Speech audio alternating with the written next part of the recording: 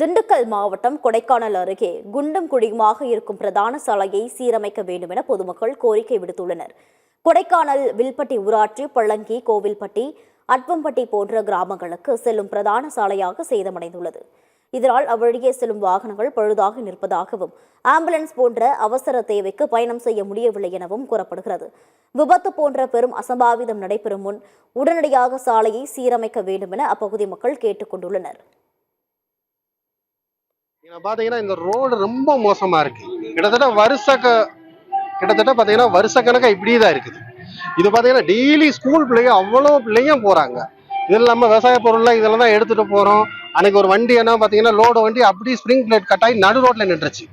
அன்னைக்கு பஸ்ஸுக்காரவங்களும் வந்து அப்படி ஸ்தம்பிச்சு அப்படித்தான் நின்றுட்டு இருக்காங்க.